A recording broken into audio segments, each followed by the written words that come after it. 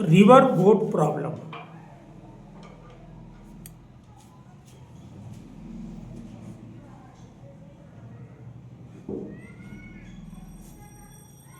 देखिए, जेईई में या नीट में रिवर बोट प्रॉब्लम पर प्रॉब्लम जो है जब तक पूछी जाती है, ये रिलेटिव वेलोसिटी का कॉन्सेप्ट है।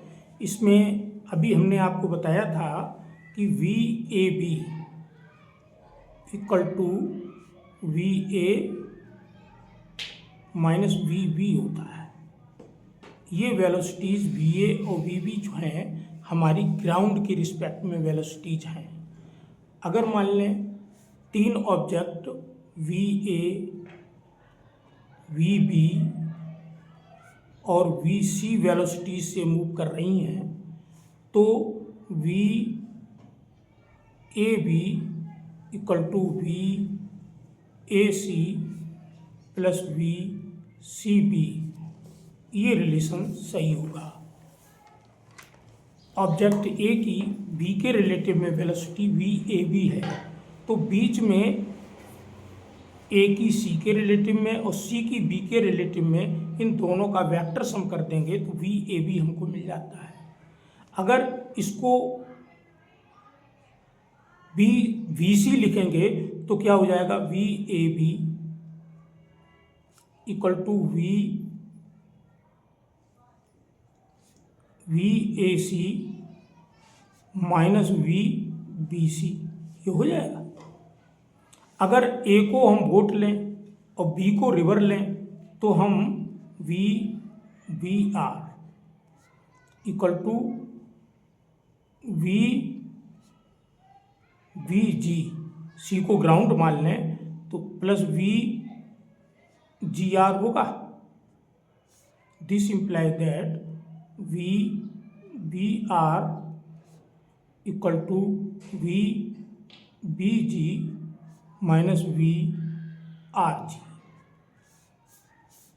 और वी बोट with respect to ground will be equal to V P R plus V R ji.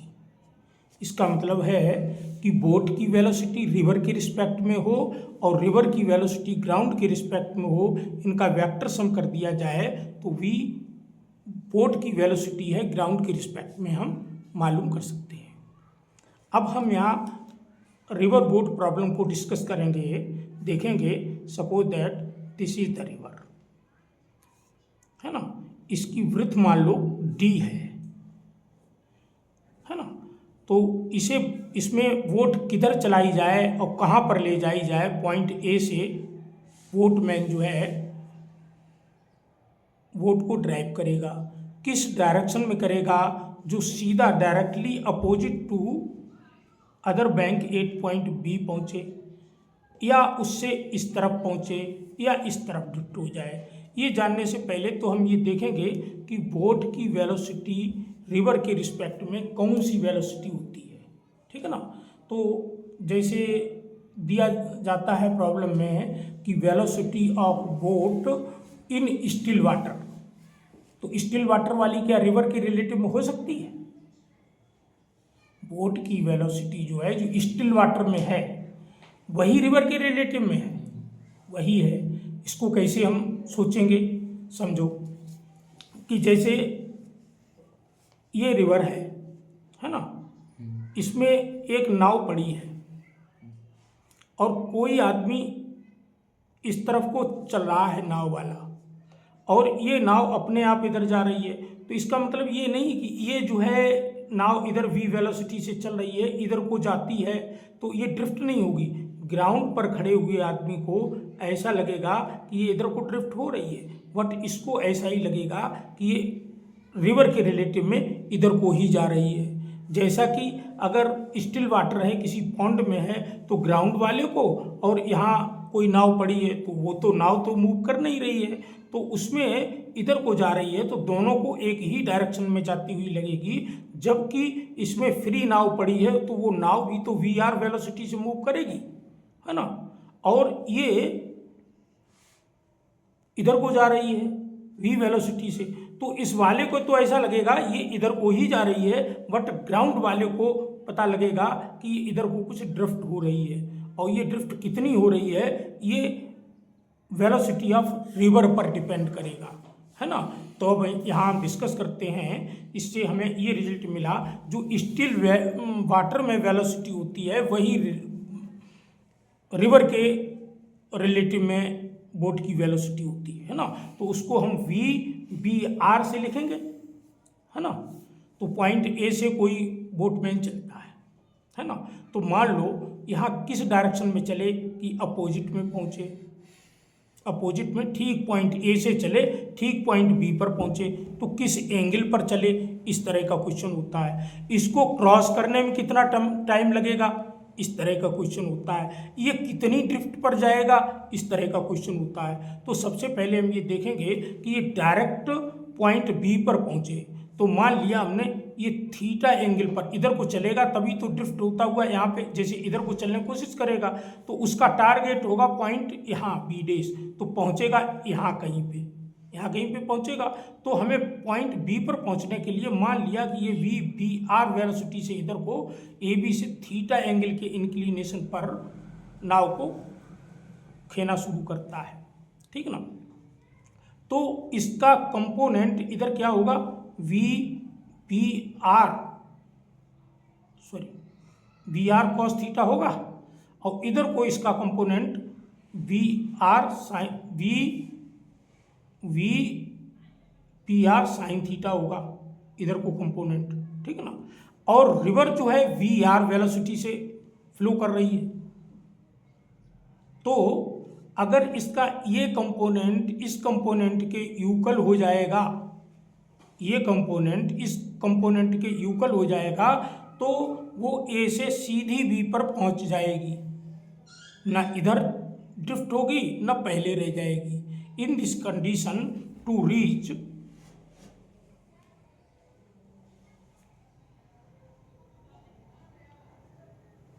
Directly 8 point B, VBR sine theta will be equal to RG, है ना। इसका मतलब VR वेलोसिटी ग्राउंड के relative में, this imply that sine theta will be equal to VR upon VBR। इस angle पर यानी theta equal to sine inverse कितने एंगल पर जाएगा, VR अपॉन VBR कितने एंगल पर नाव को ले जाए तो पार लग जाएगा। अब नाव चाहे यहाँ जाए, पॉइंट B डेश पर पहुँचे या पॉइंट C पर पहुँचे, है ना, क्या होगा, टाइम इसको पार करने में सेम लगेगा, क्योंकि वो वेलोसिटी के इस कंपोनेंट पर डिपेंड होगा।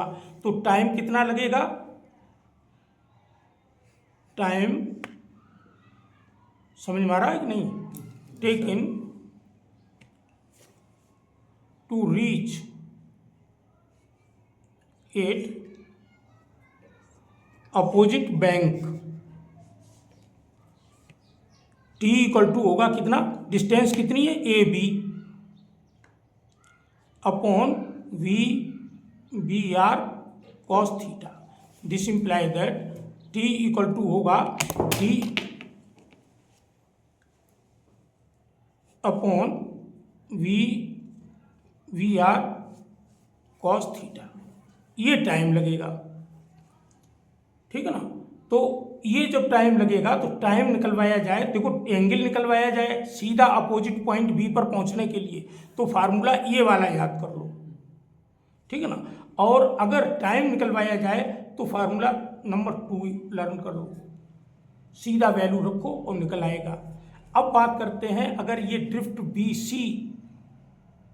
BC अगर आती है तो इस ड्रिफ्ट BC को हम कैसे निकालेंगे, ये इधर तब जाएगा जब वेलोसिटी, है ना, वहन केस क्या राइज होगा,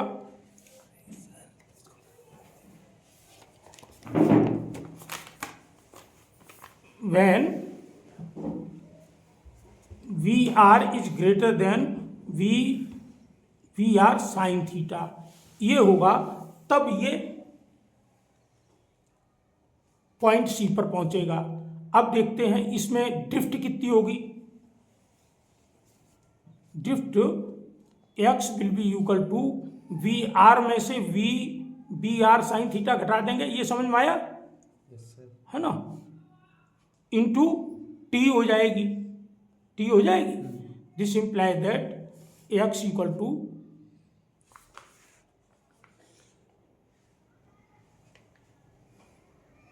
we R minus B R sine theta upon into D upon B R cos theta. इससे हम ड्रिफ्ट निकाल सकते हैं, ठीक है ना। तो इतने फार्मूलाज को यूज करके हम लगभग नीट लेवल की और जेईई मेंस लेवल की सारी प्रॉब्लम को सॉल्व कर सकते हैं। हो सकता है जेईई एडवांस लेवल पे कुछ इस तरह की प्रॉब्लम आ जाए जिसमें डिफरेंशिएशन इंटीग्रेशन का भी यूज हो, जैसे इस ड्रिफ्ट को मिनिमम बताया जाए, कहीं ये साइन थीटा कॉस थीटा, ये थीटा जो है ए बी से एंगल दिया है, लेकिन हो सकता है from the direction of flow of river current हो, जैसे रिवर के करंट की जो डायरेक्शन है उससे एंगल थीटा गिवन हो किसी प्रॉब्लम में, तो हम वैसे देख करके निकाल लेंगे। लेकिन बेसिक थ्योरी जो है रिवर बोट प्रॉब्लम की यही है। अब तुम्हारे पास एससीबी की बुक है, निकालो, चालू कर दी। देखो अब ये 16th प्रॉब्लम है, एग्जाम्पल है a man can swim in still water at A speed of 3 kilometre per our. He wants to cross a river that flows at 2 kilometer per hour and reach the point directly opposite to his starting point. In which direction should he try to swim? That is, find angle his body makes with river flow, है ना। River flow से वो कितना angle बनाएगा ये हमको निकालना है ना। तो रिवर फ्लो से जो एंगल बनाएगा वो एल्फा इक्वल टू हमने जो थीटा लिया है उसका 90 प्लस थीटा हो जाएगा। How much time he will take to cross the river of the river is to cross the river if the river is 500 metre wide, है ना। इसमें सारी चीज़ें गिवन हैं और हम प्रॉब्लम को आसानी से सॉल्व कर सकते हैं। पहले तो आप लोग इसकी प्रॉब्लम के सॉल्यूशन इसमें जो दिया गया है उसको देखिए युवराज, देखो ये सॉल्यूशन दिया है, इसको पढ़ करके देखो। और ये देखो इधर को रिवर जा रही है 2 किलोमीटर पर आवर से, और इसमें जो है 3 किलोमीटर पर आवर से ये थीटा एंगल पर इसको नाव को लिए जा रहा है। तो हमको जो निकालना है वो एक तो डी गिवन है, टाइम निकालना है और थीटा एंगल निकालना है। तो इन्होंने इतना कुछ किया है, एक बार इससे पढ़ के देखो, है ना। तो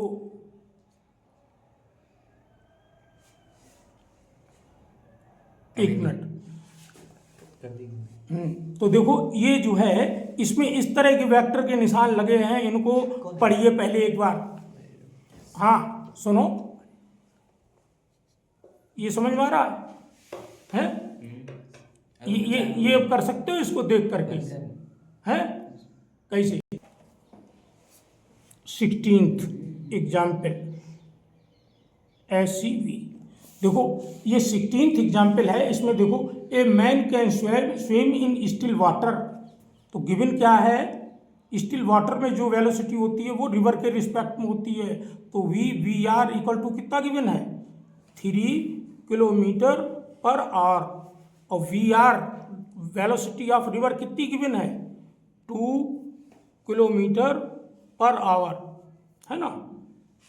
reach the point directly opposite to his starting point in which direction, theta equal to question mark number A, और नंबर बी क्या है देखो, how much time he will take to reach in opposite direction, ठीक है ना, ये है।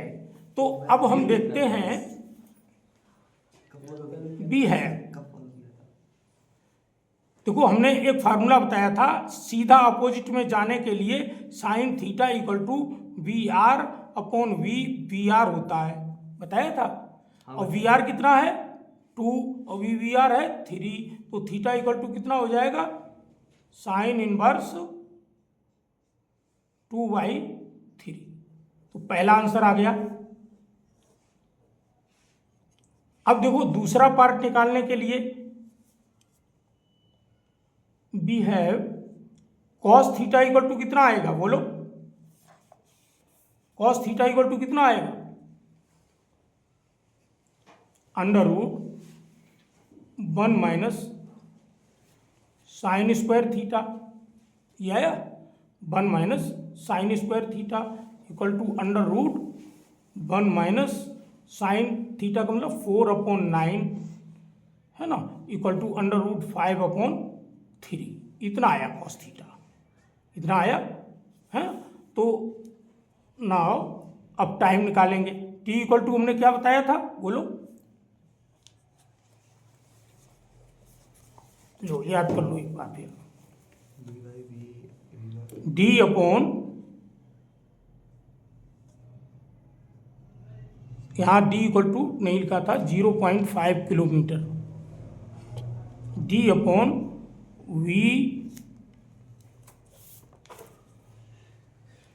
We R cos theta ये बताया था। तो डी की जगह लिख दो 0.5 अपॉन वी आर की जगह 3 और अंडर रूट 5/3, 3 से 3 कट गया। तो टी इक्वल टू कितने आवर आया,